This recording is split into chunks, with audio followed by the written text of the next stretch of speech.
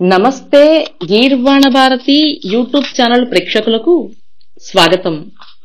ఈ రోజు పూరీ నగరంలోని శ్రీ జగన్నాథుని రథయాత్ర ఏ విధంగా అయితే అంగరంగ వైభవంగా జరిగిందో అదే విధంగా తిరుపతిలో కూడా జరిగింది. తిరుపతిలోని జాతీయ సంస్కృత విశ్వవిద్యాలయంలో పూరీ జగన్నాథుడి ఆలయం ఉన్న విషయం మనందరికీ తెలిసిందే. ఈ రోజు ఉదయం నుంచి జాతీయ సంస్కృత విశ్వవిద్యాలయంలోని శ్రీ జగన్నాథుడికి, బలభద్రుడికి, సుభద్రాదేవికి విశేషమైనటువంటి పూజలు, హోమాలు జరిపించారు.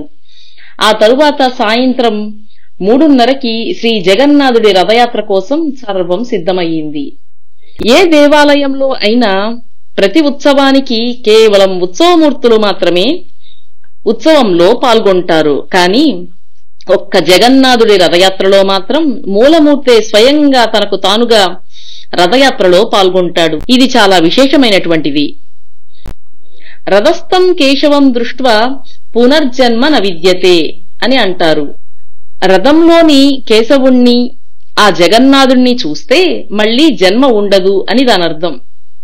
ఇటువంటి గొప్ప అవకాశం మన తిరుపతి పుర ప్రజలకి కలిగింది.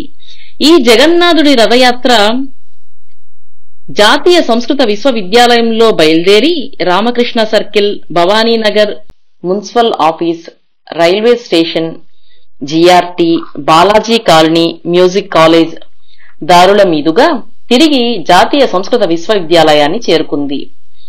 ఈ రథయాత్ర 3 గంటల సేపు సాగింది.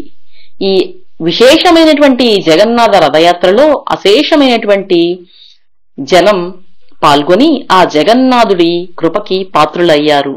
ధన్యవాదాలు.